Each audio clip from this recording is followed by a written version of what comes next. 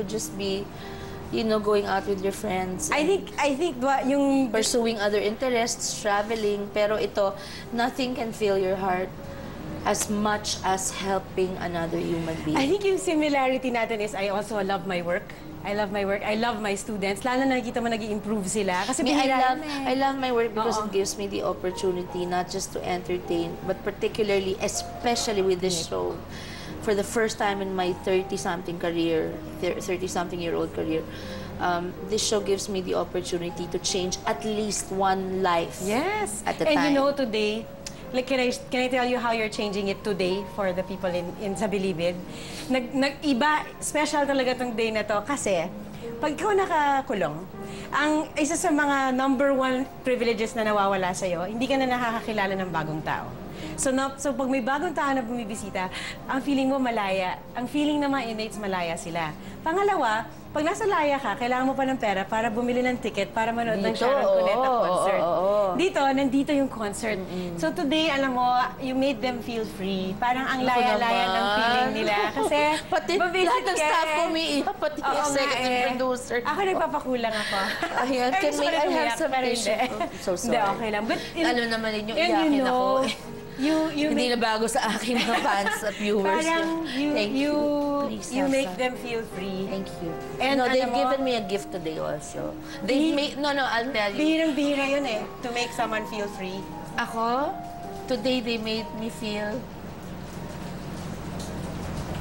more special than I've been griping about in the past few days. God talaga has His ways. And basta, hindi ko lang makwento, pero talaga more special. Kaya ang laki-laki ng kaligayahan ko ngayon. Di ba, kaya mo lang naman nakuha yan kasi you said yes to the invitation. Pwede ka naman mag-no eh. I know. Kaya sobrang grateful I kami would never say no sobrang to grateful this. kami na nag-yes ka. Pagpasensyahan niyo na po sana kasi medyo emotional tong araw na to sa akin. I'm always emotional, di ba? It's my trademark. Nahatulan man po ang mga bilanggo dahil sa kasalanan kanilang nagawa.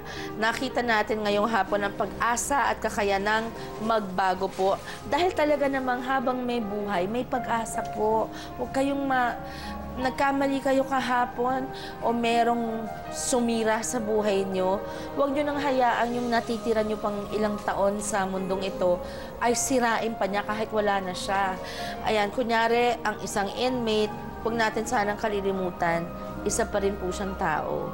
Ang ating kapatid na nadapa sa muling pagtayo, sa tuwid na daan na patungo, kasi po ang dami-dami nating katulong dito, katulad po ni Gang. At kung sino-sino pa, masasanay nyo ng ilang sa staff ko na magtuturo dito. Maraming nagbubukas palad, mga kapatid, at tuloy-tuloy ang pagdiwang natin sa mga magagandang pagbabagong ito. At kaya rock and roll behind bars tayo dito ngayon. Dito pa rin sa New Bilibid Prison. Ako po si Sharon. Lagi niyong kasama, kapatid. God bless you. Thank you, God. Ay, naman. Araw-araw ko ginagawa. Kung tayo ay matanda na, sana'y di tayo magbago. Kailanman, nasaan may ito ang pangarap ko. Makuha mo ba kaya ako'y hakan at yakapin? Hanggang pagtanda natin, nagtatanong lang sa'yo, ako ba kaya ibigin mo? Kung mabuti na ang buhok ko.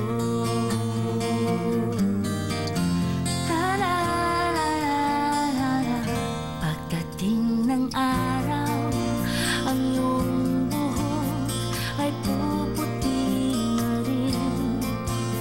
Sabay tayong mangangarap ng nakaraan sa atin. Ang nakalipas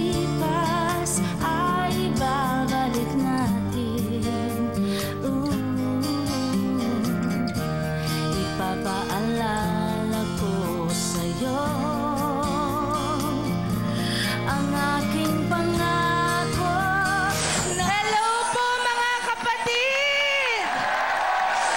Mamahalin ko kayo maging kayo'y sino pa man.